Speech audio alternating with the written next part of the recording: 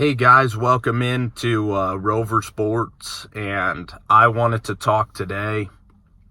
I'm recording this from my cell phone, but I wanted to talk today about the Oakland Raiders, their entire draft class, the picks that they made, the scenarios in which they made their picks, and unfortunately my QuickTime video at home, my QuickTime player app on my computer is not necessarily working.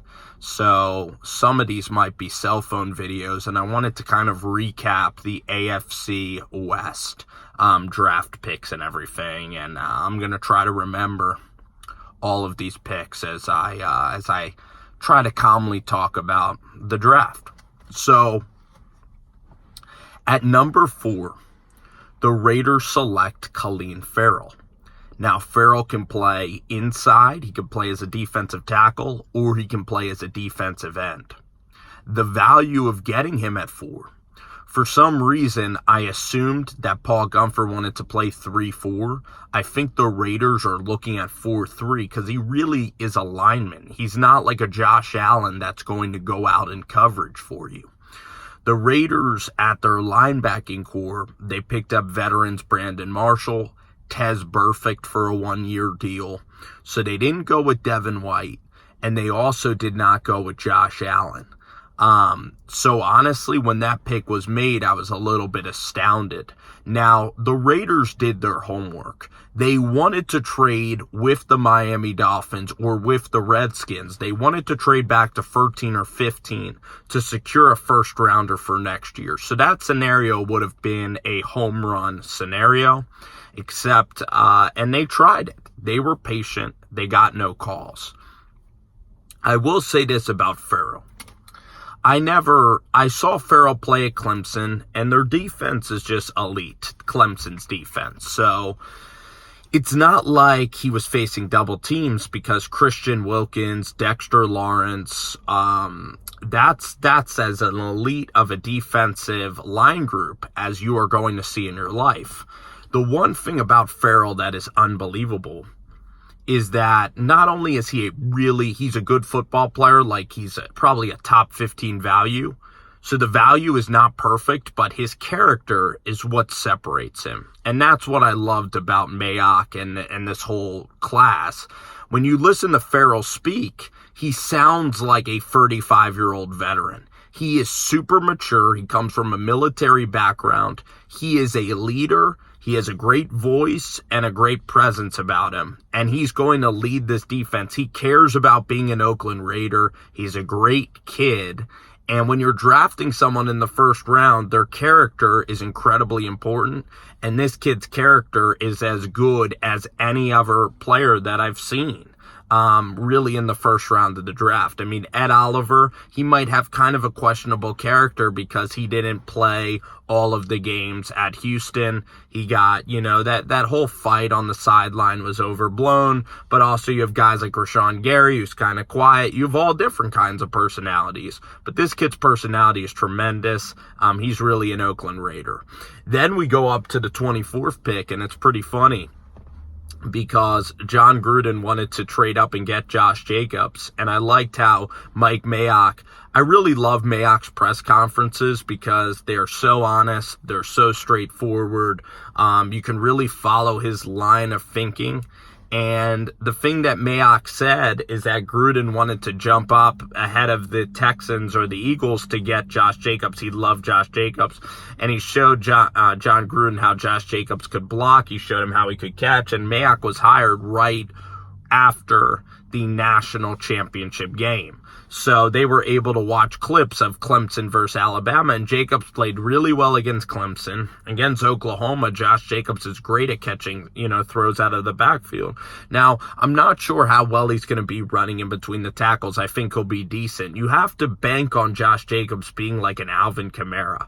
You have to bank on him because when he played by a running back by committee, I mean, Damian Harris was there, Bo Scarborough was there, Najee Harris was there. when you play at Alabama, you're only going to get like 10 carries a game. So this isn't that high of a running back class. This is a weak running back class, especially next year. You're going to have Jonathan Taylor out of Wisconsin. You're going to have Travis Etienne. You're going to have DeAndre Swift. You're going to have incredible running backs next year. This is a weak running back class. But this is a kid that, again, is such a high character kid, but he's a very good football player. He can catch out of the backfield. He's a great blocker. He's a 3-down running back. And what my expectations for Jacobs are to become, I'm trying to think of a running back in the NFL that I would like Jacobs to become. If he's like a Devontae Freeman, it would be sensational if he's that value. Try to think of an appropriate kind of range for this running back. Melvin Gordon, I think, is too good for a comparison to this guy. Phillip Lindsay, maybe. Now, listen, if you got like a Lindsay who looks like a Kerryon Johnson type of player, even a Joe Mixon, like in terms of their production, I'll take it. And Jacobs has a lot to live up to, but again, I mean, this guy. You know, he was literally living in a car with his father. He had a really adverse upbringing in Tulsa, Oklahoma. He's overcome so much. Tremendous person. And he loves to, and again, he loves to be a Raider. He's excited. So that pick, I think that's a pretty damn good pick. And it's really cool because these guys really wanted Josh Jacobs. So I look at Jacobs, it's not like one I'm so ecstatic about, but I'm pretty excited. I'm content. And the fact that they wanted to trade up to 21, the fact that the Eagles, they were panicked, the Eagles were going to take him.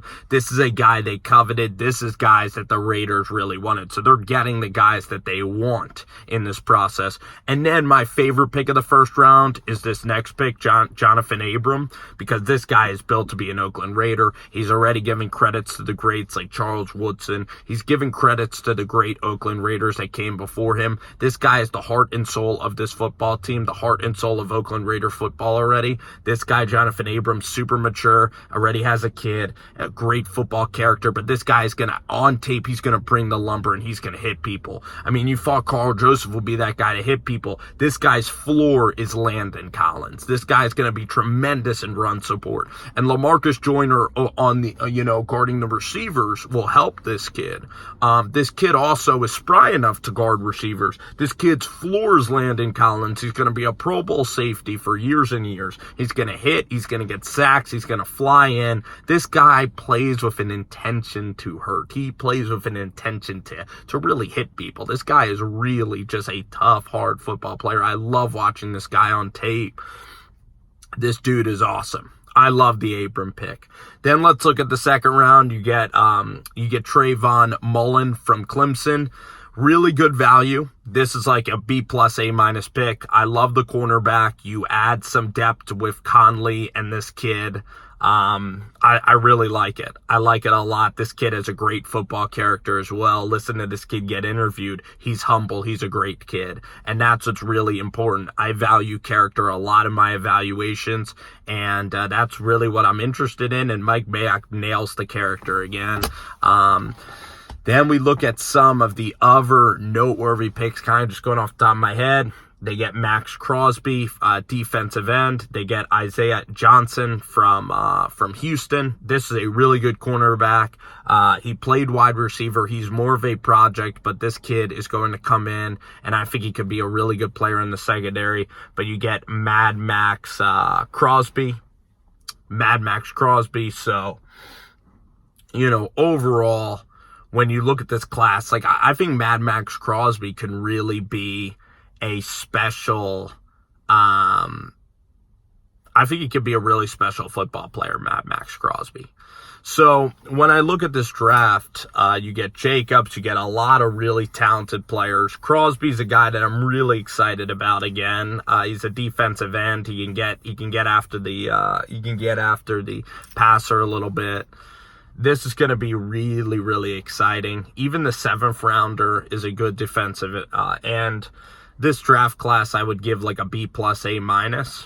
when you look at the Oakland Raiders and you look at them, their linebackers are better. You get Antonio Brown. Oh, wide receiver, Hunter Renfrow and Foster Moreau. So I almost forgot those picks. Foster Moreau, ultimate football character, great blocking tight end, can really play 3 downs. Now, he's not going to burn you with speed, and he had Joe Burrow as his quarterback at LSU. He had a terrible passing game with Matt Canada. Les Miles never threw the football, and he never had a good quarterback. Joe Burrow's a decent college quarterback. He's not a tremendous quarterback, okay? LSU, the receivers are almost always better when they get to the pros, even Jarvis Landry, even Odell Beckham Jr., so listen, Foster's really tough, great kid. I love the pick of Foster Moreau. He's going to block. He's a blocking tight end that you can play all the time. And then Hunter Renfrow. All Hunter Renfrow does is get open. All Hunter Renfrow does is win football games. That's what Hunter does. So I like that pick as well. He's clutch. He made the game-winning catch in the national championship. He's going to learn from Antonio Brown. There's no character issues really with this football team. All solid players throughout the draft board. Mayock did a masterful job. A lot of times we talk about first-year GMs as having to really adjust, but John Lynch and Mayock are 2 of my favorite general managers. Now, with Oakland, I will say this about Oakland. The expectation level, with Derek Carr as your quarterback, Carr is okay to me. He has a lot to prove. He was lost at a lot of games last year. He was very tentative. And especially the games at Baltimore and the game against San Francisco, he was downright awful. Nick Mullins laughed Derek Carr off the field. Now, the Raiders are able to get a good tackle in Trent Brown. They're able to kick Colton Miller out to the other tackle position. You get Antonio Brown, who's like a game breaker. You get LaMarcus Joyner. So you got some more talent. So this defense right now should be more talented. It should keep them in ball games. You now have a running back in Josh Jacobs, Antonio Brown, like we mentioned, Foster Moreau. So I look at Oakland. The problem is with Oakland is they play in the toughest division that I've maybe even seen in years. Because I'm going to preview the rest of the AFC West, and their division is brutally hard. So is this going to be a playoff team? If this was a playoff team, it would be incredible. It would be crazy. This might be 6 or 7. There were 4 last year. If you get to 8-8 or 7-9, you just have to see improvement. But again, you just have to see improvement before you go to Vegas.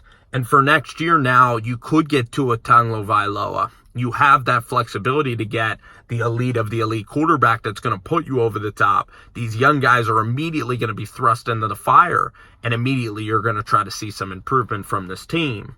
But when you look at this, how competitive the AFC is, and you look at the division, expecting 9 or 10, getting the 9 would be crazy. Getting the 10, if you get to 8, it's very good. 7 is kind of what I expect, and 6 would be disappointing. But overall, you probably gained about 4 wins during this process. And the class was like an A. It was like an A. I'd give it a flat A, an A- to an A class. I thought you guys had a really nice draft.